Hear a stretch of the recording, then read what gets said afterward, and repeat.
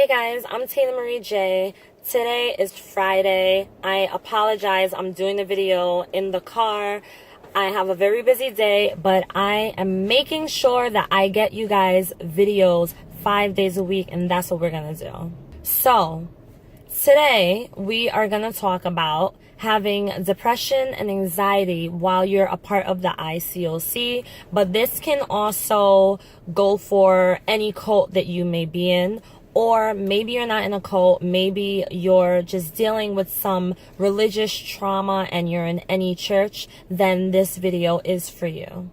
When I was a part of the church, when I was in the ICOC, in the beginning I felt like it was a community, like this was a new extended family for me, and I thought that it was a good thing. After a while, when I started to notice that there was a lot of control going on, and I started to realize that something just was not adding up, things just did not seem right, then that was when a lot of things started to kind of go downhill for me. It took a while for me to really notice that there was something off, only because I think that when you're a part of the ICOC, you're kind of trained to ignore things and to mask your emotions. So the way that they told me this was that they would say, Tina, you're getting closer to God. You're going to be baptized soon. Don't be surprised if you see Satan working in your life. And Satan is going to use other people to pull you away only because you're closer and closer to God.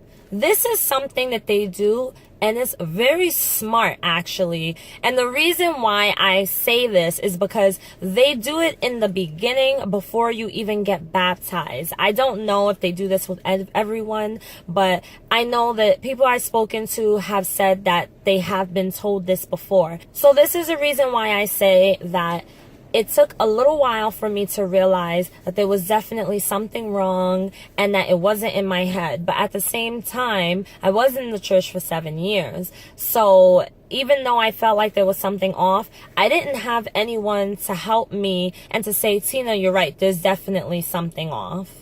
While I was in the church, I started going to school. At first, a lot of the members were against me going to college, and I couldn't understand why, because I thought that it was a great thing for me to do. I thought I was making a great decision. But instead of being congratulated on it, I was warned over and over and over to be careful not to get mixed with the wrong people, because going to college meant that I was going to be around worldly people and that I wasn't going to have any disciples around to keep me in check. I was going to a community college. I was not a part of a university. So there weren't disciples on my campus. If you're a part of the ICOC, I'm sure that you know, or you probably yourself met a disciple on campus. They like to go on their hunt on college campuses because that is how they devour their prey. So anyway, I made some friends while I was in the church. The friends I made were not Christians. They were regular freaking people. Like, they wanted to hang out, they wanted to have fun, but it was nothing crazy. And because of the fact that they were not Christians and I could not get them into the church, I was told not to hang out with them anymore. This really caused me to get into kind of like a depressive state. It didn't really start solely because of that, but I was already going through a lot. I was living in my in-laws' house.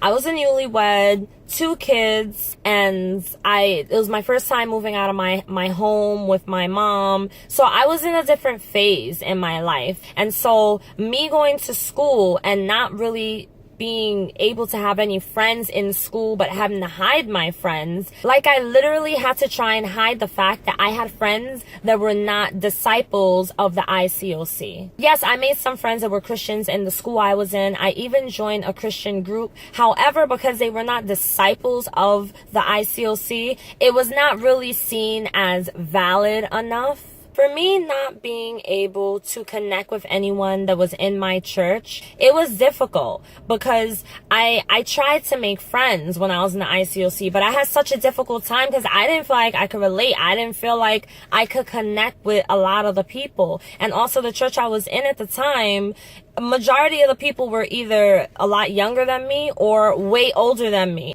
I remember one specific day, I was sitting on the steps in my house by my bedroom, and I felt so depressed. I had so much anxiety. Like, I cannot elaborate enough to you guys how horrible I felt. I could not understand what it was. I felt like there was something bad going to happen to me, and I kept thinking to myself, the only reason you feel this way, Tina, is because you're not praying the right way, you're not putting enough effort towards your relationship with God, you're not doing enough. And I put so much freaking pressure on myself, thinking that I was the one to blame. I was at fault for why I felt the way that I felt. So I'm sitting on my steps, I'm crying, I'm feeling depressed, I'm feeling so much anxiety. I was going through so many personal things in my life at the time, and I had so much pressure on me. I called one of my friends who was also a disciple. Well, I can't really say my friend, because to be honest, I didn't really like this person. I never really clicked with her, because she was very, very, very in the ICOC ways of thinking. She tells me that I need to be careful. And she tells me a scripture in the Bible where it talks about how if you keep on swaying away from God, eventually God will not want you back. Tina, that scripture scares me so much. It's just such a powerful scripture. You really have to make sure you stay as close to God as possible right now, because you don't want God to end up leaving you. Then I spoke to another woman who was actually my discipling partner, and I told her how I was feeling, and she said, well, what's going on? And I said, I don't know. I just feel so damn depressed. I'm not happy in my marriage. I'm not happy in my life. I'm not happy as a mom. I can hardly make any friends. I just don't feel like I fit in anywhere, and I'm just not happy in my life right now.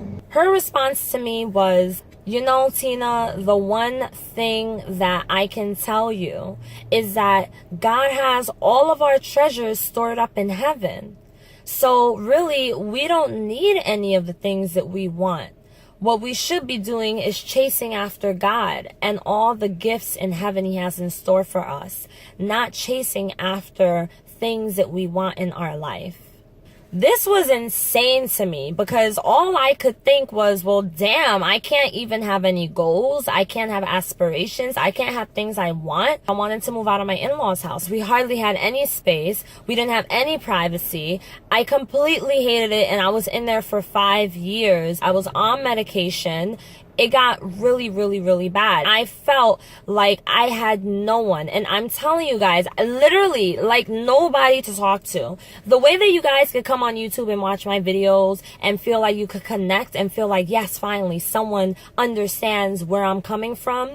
I did not have that. Everyone I talked to always had some excuse behind why I felt the way I felt, and would always blame me. Maybe you're not doing enough quiet times. Maybe you need to start becoming friends with people that are disciples and stop trying to hang out with people you're in school with, because they're not real Christians. So many times I was told not to focus on trying to move out. I was told that my real home was in heaven, and that if I really wanted to get to heaven, that I needed to stop focusing on these other things and focus on God. I was even told that my anxiety and depression was due to the fact that I was not praying right, or I wasn't praying enough, and that I should work with the ministry and do something in the ministry in order to do better. I tried to work with the kids. I always loved kids. So I tried to work in the children's ministry. One of the people that actually did my studies with me and baptized me, she gave me the most difficult time that I was in the church. Like, she was rough. Everyone was scared to talk to her because she was brutal. She told me that I could not work in ministry because I was not a strong enough disciple. Tina, I don't think that you're ready spiritually. You're not strong enough of a disciple to do this. So I'm sitting here stuck in between a freaking rock and a hard place, and I'm like, but you are one of the people who told me that if I go into ministry, then I'll do better and I would get closer to God. What the hell? But then you're also the same person telling me I'm not ready to serve if I can't serve, and I'm not a strong enough disciple, and I'm depressed, and I'm going through anxiety, and I'm on medication. What the hell am I supposed to do? Listen very closely. If It doesn't make any sense. You can be the dumbest person in the world and see that it just the way that they do things makes no damn sense.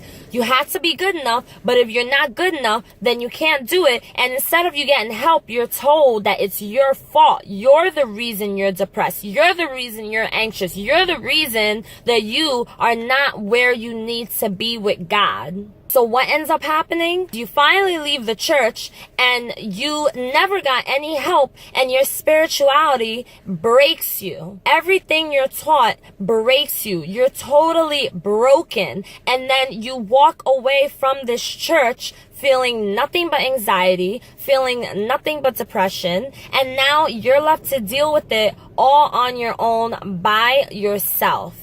Depression and anxiety is a serious illness. You're internally dying because you can't live your life when you're dealing with depression or when you're going through anxiety. Now imagine how it must be for someone who was in church, or someone who grew up with religion, being told that you always have someone there for you, being told that God is there for you. Now imagine that person feeling empty. Total emptiness. You don't have this God that you grew up believing in. You don't have a person to talk to because the people stopped talking to you because you decided to leave. So now you're left to deal with the anxiety and the depression all by yourself. This is one of the biggest reasons I started doing YouTube videos on this topic, because of the fact that I just knew there had to be so many people out there dealing with this issue, and I know there's so many more of you that have not found me yet. And if today is your first time watching my videos, then know that I understand how you feel, because I was there, and I know how hard it is to leave when this is all you know, and you're told that if you leave you're gonna go to hell, or you're not gonna be blessed, you're not gonna be in God's favor. I was told everything under the sun. And if you are a member of the church and you're disagreeing with everything I'm saying, take a look around and see all the people that are basically going through the same thing that I always describe. It's not fair and it's not right that people who are trying to search God are pulled away from searching God and are instead told that they need to put their trust in other people who are steering them wrong. But then you're told not to put trust in people, put your trust in God. But when you try to put your trust in God, you're told, no, you're a baby Christian, you need to listen to me, I know more than you. So tell me this, how can I put my trust in God if I'm busy putting my trust in you because you're making me feel like I have to take your advice, I have to follow what you say? And this is where it gets confusing as hell, and you end up feeling completely broken. The reason why I'm so passionate talking about this right now is not because I'm pissed off. It's not because I'm upset. It's because I have dealt with anxiety for a long time. So my heart truly goes out to any person out there who's dealing with anxiety and depression. I know how it feels to feel so broken and so helpless and useless and feel like you're not deserving, feel like you're not worthy. But I'm gonna tell you, you can use this pain and do everything that everyone ever told you that you couldn't do. Okay guys, so I got really busy, had to pick up my kids from school, had to go to a grocery store. But basically, my point is that the depression is real and we need to take it serious for those who are dealing with it. There's a difference between victimizing and throwing a pity party compared to when you accept and acknowledge that the ICOC does have consequences for some people. However, you don't have to live like that the rest of your life. There's a way that you can live happily. So make sure that you tune in to my Beautiful Soul series Monday through Thursday, where we will be doing healing on recovering from the anxiety, the depression, healing from the spiritual abuse and the emotional trauma that it comes with. Also make sure to check out the Facebook group, Beautiful Souls, Spiritual Abuse Recovery, and I will see you guys in the next video.